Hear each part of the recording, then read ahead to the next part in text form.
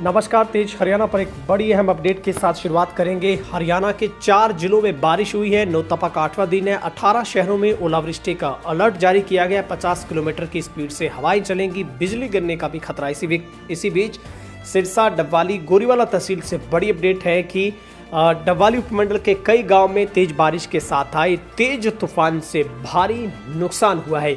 सबसे पहले हम आपको तस्वीरें दिखा रहे हैं, एक्सक्लूसिव तस्वीरें जो हमारे दर्शकों की तरफ से हमें उपलब्ध करवाई गई हैं। और सबसे बड़ा जो नुकसान है वो राजस्थान संगरिया से शुरू होकर जो कालवाना, गोदिका की बात की जाए, बिजवाली, अहमदपुर, दारेवाला, चक्का, मंबड़ के आसपास इलाकों की बात की जाए, घोड़ावाली तक के इलाके की बात की जाए तो यहाँ पर भी पेड़ उखड़ने की, छतें जो शेड उड़ने की खबरें सामने आई हैं। वहीं पर बिजली के पोल गिरे हैं। सबसे बड़ा जो नुकसान इसका केंद्र बिंदु है वो कहीं ना कहीं गोरीवाला के आसपास के गांव माने गए हैं। और बड़ी जो तबाही है वो अहमदपुर, दारेवाला में देखने को मिली है, जहां पर कई बिजली के पोल गिरे हैं, ट्रांसफार्मर गिरे हैं और घरों में भी कई दीवारें गिरने की खबरें सामने आई हैं। और जो लोहे सहित जो 4 मीनार के सीमेंटेड कोटेड जो चादर शेड होते हैं वो भी इस तूफान की वजह से उखड़ गए हैं।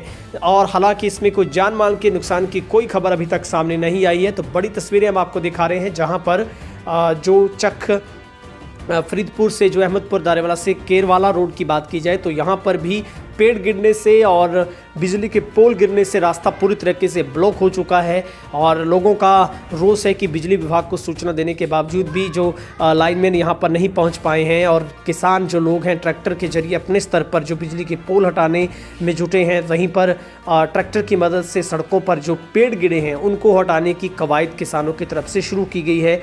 और कई जगह पर जो घरों में दीवारें गिरने से भी जहां पर आर्थिक तरीके से बड़ा नुकसान हुआ है तो वहीं पर जो लोहे सहित जो चादर के शेड है वो गिरने से भी जो भारी नुकसान है वो घरों में हुआ है। और लोगों का कहना है कि सिर्फ 40 से लेकर 50-60 सेकंड के इस तेज़ तूफान की वजह से जो सबसे बड़ा नुकसान हुआ है। हालांकि मौसम विभाग की तरफ से पहले से ही चेतावनी जारी की गई थी कि इस तरीके से मौसम बदलेगा, बारिश हो सकती है। जहां पर गर्मी से लोगों को इस हल्की बारिश ने राहत दी है तो वहीं पर तूफान की वजह से जो अनगिनत पेड़ गिरे हैं, सड़कों पर बिजली के पोल गिरे हैं, तो ऐसा लग रहा है कि बिजली जो पूर्ण तरीके से अब बत्ती गुल हो गई है। अगले कुछ घंटों तक जो बिजली की सुविधा है वो लोगों को नहीं मिल पाएगी। तो आज पूरे अगले 12 घंटों तक ब्लैकआउट कई इलाकों में रहने वाला है।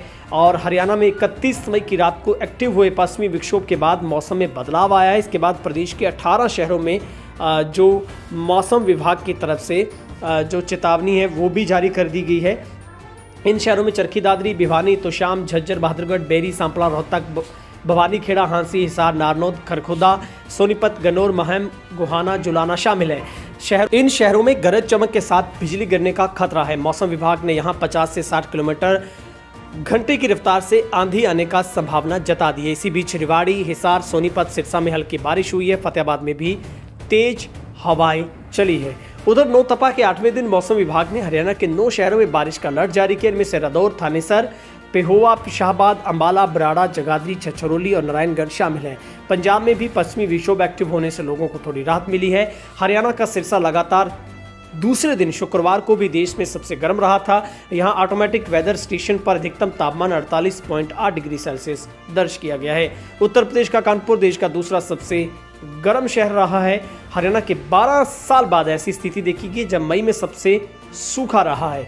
मौसम विभाग का कहना है कि आज और कल कहीं कहीं बूंदाबांदी हो सकती है। 3 जून तक मौसम में परिवर्तन जारी रह सकता है। भीषण गर्मी के बीच रोहतक में नगर निगम कमीशन ने सफाई कर्मचारियों को काम करने का समय निश्चित कर दिया है। पंजाब के कुछ इलाकों में भी बारिश से राहत मिली है। ये तस्वीरें हम आपको सीधी दिखा रहे हैं। सिरसा के अलग अलग गाँव से तस्वीर है, जहाँ पर बारिश के साथ आई तेज इस तूफान ने जहां पर लोगों को गर्मी से राहत तो दी लेकिन मुश्किल इतनी खड़ी कर दी है। कई गांव में बिजली के पोल, इससे पहले भी जो 12 घंटे पहले भी एक जो मांग्याना हैबोना साइड में भी इस तरीके का तेज अंधड़, हालांकि बारिश अच्छी थी वहां पर भी, डबवाली के इलाकों में वहां पर भी बिजली के पोल गिरे थे। बिजली विभाग की मुश्किलें बड़ी हो गई हैं और कर्मचारियों को अब समय नहीं मिल पा रहा है, क्योंकि एकदम जब इतना वर्कलोड काम का बढ़ेगा तो निश्चित तौर पर लोगों को बिजली से वंचित रहना पड़ेगा। इस तपती गर्मी में लोगों को जो ब्लैकआउट का सामना करना पड़ेगा। लेकिन अब दूसरी बार तेज अंधड़ की वजह से जो नुकसान पहुंचा है उसकी भरपाई की लोगों ने मांग की है।